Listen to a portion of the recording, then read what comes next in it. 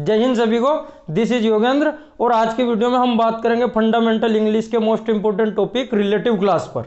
Relative class जो है ये सेंटेंस में एक एडजेक्टिव की तरह कार्य करता है और एडजेक्टिव की तरह कार्य करते हुए अपने से पहले आए हुए नाउन या प्रोनाउन की विशेषता बताता है। तो रिलेटिव प्रोनाउन पर चलने से पहले, रिलेटिव क्लास पर चलने से पहले यदि आप में से कोई चैनल पर नए हैं या अभी तक चैनल को सब्सक्राइब नहीं किया है तो सबसे पहला काम चैनल को सब्सक्राइब करें। अब हम देखते हैं कि ये एडजेक्टिव की तरह कार्य करता है और क्वालिफाइज किसको करता है?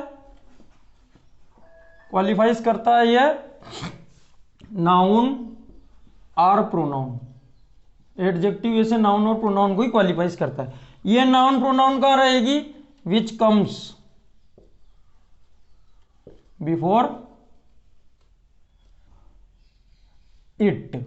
रिलेटिव प्रोनाउन से जो पहले नाउन या प्रोनाउन आएगी उसको क्वालिफाइज करेगा। एक एग्जांपल के माध्यम से हम इसको देख लेते हैं। This is the car, this is the car which I recently bought, I have recently bought। अब ये विच जो है, इस विच का अर्थ कौन सा या कौन सी नहीं, रिलेटिव प्रोनाउन के रूप में ये अर्थ देगा जो या जो की। तो ये वही कार है जिसको मैंने अभी अभी खरीदा है। तो ये हमारा विच जो हो गया रिलेटिव प्रोनाउन हो गया। तो रिलेटिव प्रोनाउन जो है हमारा वो देख लेते हैं हम कौन कौन से हैं, फिर उनके शॉर्ट ट्रिक, बिल्कुल सिंपल ट्रिक, बिल्कुल आसान तरीके से आपको समझ में आने वाले। रिलेटिव प्रोनाउन, रिलेटिव प्रोनाउन हमारा हो गया एक तो हु, एक और हो गया होम, एक और हो गया whose, which, what, when, where, why और लास्ट वन दैट। यदि इसमें से हम दैट को छोड़ दें तो बाकी सब शब्द आपके चित परिचित है, WH वर्ड है जिनसे हम इंट्रोगेटिव सेंटेंस बनाते हैं। परंतु जब कभी वाक्य में ये एडजेक्टिव की तरह कार्य करते हैं, अपने से पहले आई हुई नाउन या प्रोनाउन की विशेषता बताते हैं, तो फिर हम इनको रिलेटिव प्रोनाउन कहते हैं। WH वर्ड नहीं होते, लास्ट में क्वेश्चन मार्क नहीं लगता है, लास्ट में फुल स्टॉप भी लगता है। तो हु अर्थ देता है जो, हुम अर्थ देता है जिसको, हुज अर्थ देता है जिसका या जिसकी, विच ने जो की, वाट ने जो, वेन ने जब, वेयर ने जहां। तो चलते हैं हम इनकी शॉर्ट ट्रिक की ओर। बहुत आसान तरीके से आपको समझ में आने वाला है और रिलेटिव प्रोनाउन आज आपके साथ ऐसा रिलेट होने वाला है कि आप जीवन भर उसको नहीं भूलोगे। अब हम सीधे प्रोनाउन की ओर चलते हैं कि हु का प्रयोग हमें कब करना है, होम का प्रयोग कब करना है, विच का प्रयोग कब करना है। तो सबसे पहले हमने दो तीर खींच दिए है ना। यदि इधर पुरुष और स्त्री है और इधर हेल्पिंग वर्ब या मेन वर्ब है तो वहां लगा देना है हमको हु। जैसे कि एक रिक्त स्थान आया हमारे सामने, शी इज द गर्ल, पुरुष स्त्री में से स्त्री आ गई है। रीड्स इन माई क्लास, ये मेन वर्ब आ गई है, तो क्या लगा देंगे? हु। एक और एग्जाम्पल देख लेते हैं हम। द बॉय, क्या आ गया? पुरुष आ गया, लड़का आ गया, और इसके बाद क्या आ गई है? हेल्पिंग वर्ब आ गई, ये वाली हेल्पिंग वर्ब, तो क्या लगा देंगे हम? हो। ठीक है, सीधा सा पुरुष स्त्री है और इसके बाद हेल्पिंग वर्ब या मेन वर्ब है, बीच में लगा देना हु, यानी कि उसको हु से कनेक्ट कर देना है। जैसे एक वाक्य आया, the boy is intelligent, the boy is intelligent, he always stands first in the class। rewrite the sentence using relative class, relative pronoun या using who। किसी प्रकार से प्रश्न आ सकता है पीछे इसमें, या पीछे केवल कोष्टक में who भी दे सकते हैं, है ना। तो इसको कैसे कनेक्ट करेंगे? द बॉय, ये पुरुष स्त्री में से एक आ गया, फिर लगा देंगे हम who, फिर सेकंड वाक्य का लेंगे हम always stands first, always stands first in the class, फिर सेकंड वाक्य का क्या बच गया? Is intelligent. इस प्रकार से कनेक्ट करना है। पहला शब्द लिखना है सेकंड वाक्य में, जैसे ये सेकंड वाक्य में ही किसके लिए आया है, द बॉय के लिए आया है, तो उसको रिमूव करना है, हु लगाना है, बात का पूरा लिखना है, फिर बचे हुए पहले वाक्य का हमको लिख देना है जिसमें हमारा हु से वाक्य कनेक्ट हो जाएगा। इसी प्रकार से जब दो तीर आएंगे, पीछे प्रोनाउन होगा, आगे पुरुष स्त्री होगा। देखो पुरुष स्त्री में याद रखना पड़ेगा, पुरुष स्त्री यहाँ भी है, पुरुष स्त्री यहाँ भी है, पुरुष स्त्री और आगे भी आएंगे, तो इसके बाद वाला भी हमको पक्का याद रखना है। इधर हेल्पिंग वर्ब मेन वर्ब थी, इधर क्या रहेगा, प्रोनाउन। प्रोनाउन कौन है, I we you he she it they. तो वहां क्या लगा देना है हमको, वहां लगा देना है हमको whom, द बॉय, ये आ गया पुरुष, ये आ गया प्रोनाउन, क्या लगा दिया हमने, whom। इसी प्रकार से वाक्य आएगा कनेक्ट करने के लिए, तो she is the lady I know very well, बहुत आसान है। तो शी इज द लेडी, ये आ गई लेडी, यहाँ पर महिला आ गई। फिर क्या लगाना हमको, whom लगा देना है। सेकंड वाक्य का क्या लिखना है, प्रोनाउन से शुरू करना है, तो प्रोनाउन यहीं से है। तो दोनों वाक्यों के बीच में कुल मिलाकर के whom लगाया हमने, पर हमको ये ध्यान रखना है पुरुष स्त्री के बाद प्रोनाउन आना चाहिए कनेक्ट करते समय। ये वेल, ये बहुत आसान काम है।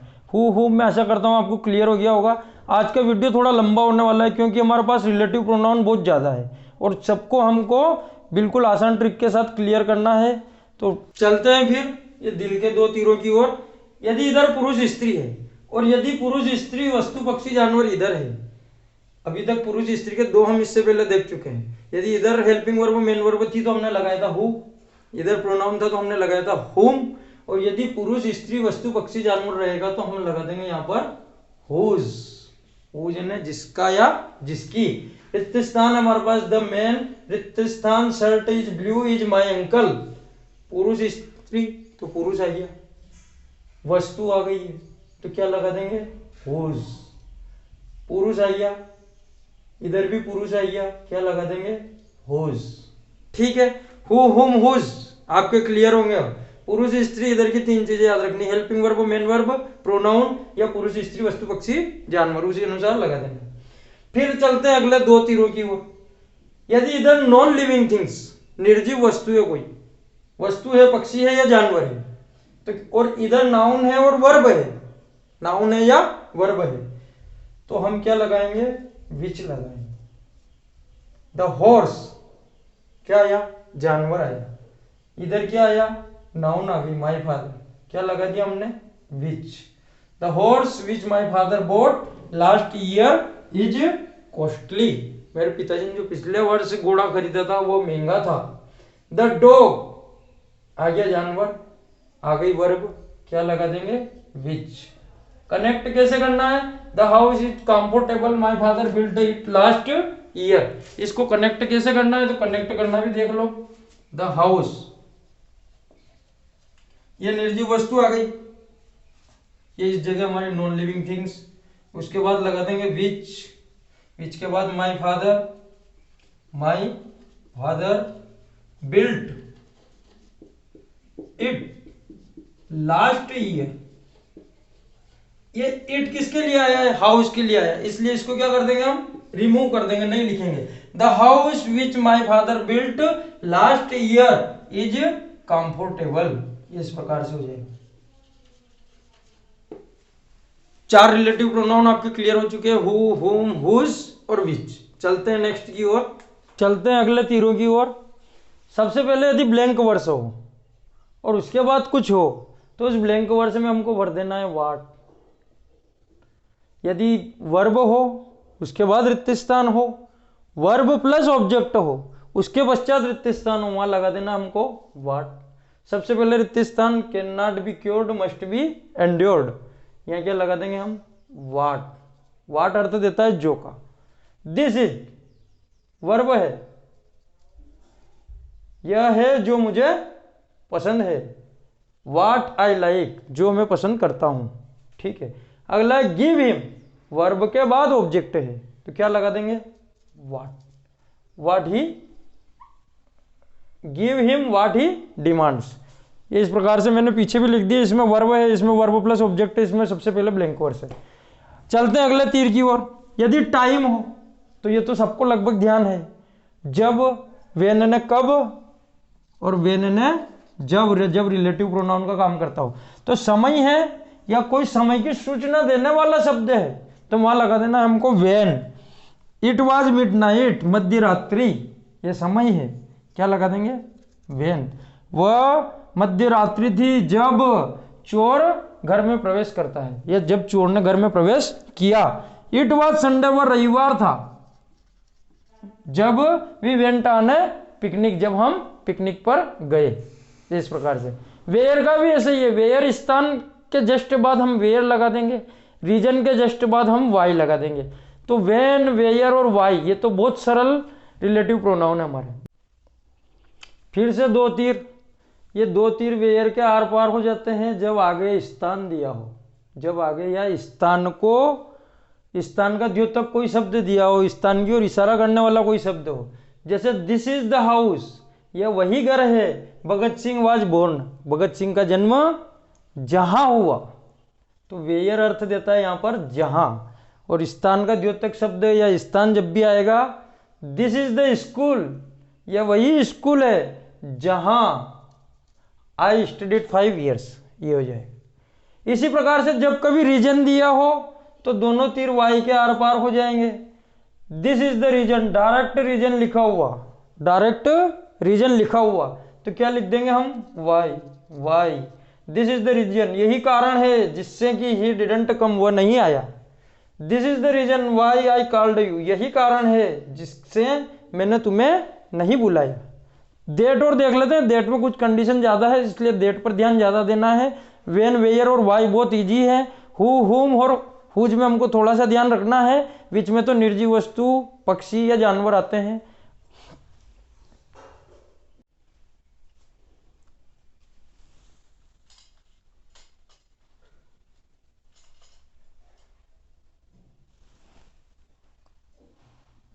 दोनों तीरों के बीच में हमको वाट को लगा देना है। किस कंडीशन में लगा देना है, जब सुपरलेटिव डिग्री हो नंबर 1, नंबर 2 जब WH वर्ड और इंट्रोगेटिव सेंटेंस हो, नंबर 3 जब इन शब्दों का प्रयोग हुआ हो, only, any, same, all, nothing, nobody, anybody, no one, anything, none, little.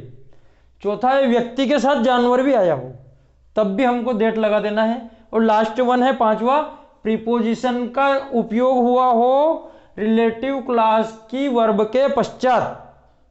ये देखो, इसको एग्जांपल में समझ में आ जाएगा, बाकी 4 चीजें क्लियर है। सरिता इज द प्रेटीएस्ट, सुपरलेटिव डिग्री है, क्या लगा देंगे, दैट। तो दोनों तीरों के बीच में दैट फंसेगा। Who is the boy, who आया है, लास्ट में क्वेश्चन मार्क है, क्या लगा देंगे, दैट।